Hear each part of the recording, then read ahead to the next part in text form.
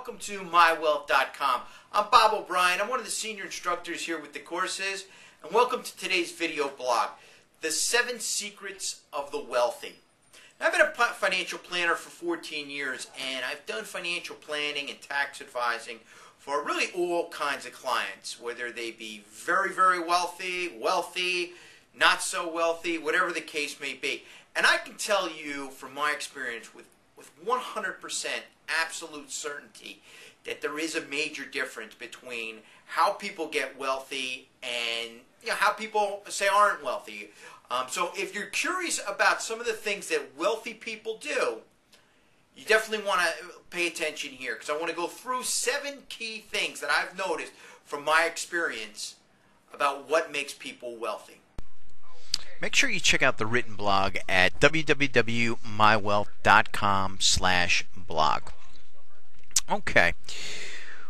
Wealthy people are savers. They tend to underestimate their income and overestimate their expenses. This way they always have, a positive balance at the end. A lot of people are fooled by the images on television and so forth, but wealthy people with extravagant things and so forth, and sometimes they can well afford that, but generally wealthy people are savers.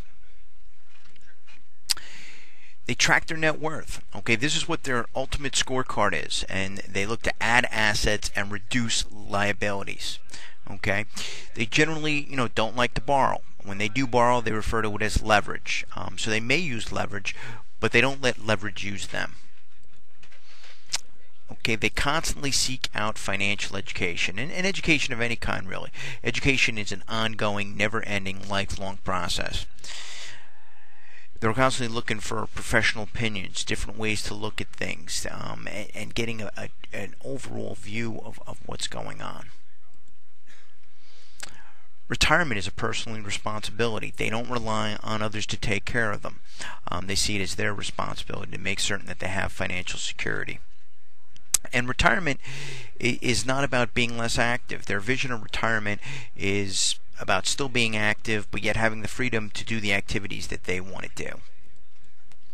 They invest. They constantly seek to make their money grow with a certain degree of safety. They're not looking to just hit home runs with their money and take high risk. They're not investing in things like penny stocks and so forth.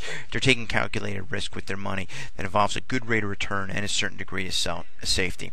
And they also realize that this takes time. Wealth building does take time. It doesn't happen overnight. They have a good understanding of the tax system. 20% of the people pay 80% of the taxes in the United States. So when you are wealthy, you generally are in that 20%. So you need to seek to minimize your taxes through legal channels. And so you need to have a good understanding of the tax system. And this doesn't mean that you have to do your taxes yourself and so forth. But you need to have a good relationship with someone that understands the tax system very well, to be able to ask them the right kind of questions and be able to and have a good dialogue with them. And that requires a certain degree of understanding of the tax system. It's not just, shuffling all your forms off to the person that does your taxes. It's having a certain degree of understanding about what the tax system is and how it works. Money is not everything to them. Money is something that enhances their life, but they realize it has limits to its power, and that their health and their family come before money. Money is one of those things that are very important and a high priority in their life, but it's not the highest priority, and they realize that it has limits and that there's a place for money, and creating financial security is really what it's all about. And this is exactly what we help people do at MyWealth.com. So don't wait, get in a course, get educated, get to www.mywealth.com. Those are the 7 differences between, say, people that are wealthy and not so wealthy. But I also want to leave you with a couple other important things to remember. And one of them comes from the wisdom of Forrest Gump, the great movie that I think everyone has seen. It was the part when Lieutenant Dan writes to Forrest Gump after they created their shrimping empire, their shrimp boat empire, and he wrote to him that, and they invested in Apple Computer back in the early 1980s, and he writes to him, and he tells him, Lieutenant Dan tells Forrest Gump, you don't need to worry about money anymore. And Forrest Gump says, good, one less thing. It's an important perspective that you don't want to make money the consuming factor of your life. I think if you can't enjoy a walk in the park or renting a book from the library, I don't think you're ever going to appreciate wealth, nor be able to build wealth, more importantly, which is ultimately just financial security. Because as we said in point 7, there are limits to what money can do. Warren Buffett and Bill Gates, they are still bound by certain rules and things that they can buy and can't buy and so forth. So it doesn't make you almighty and all-powerful as well. But it does provide you with security. It does perhaps reduce some stress in your life, and that's what's really important. The other thing is you want to ask yourself a question as well. Do you want to be wealthy or do you want to look wealthy? That's an answer. That's the question that a lot of people that do become wealthy answer early on, because they're willing to make the sacrifice.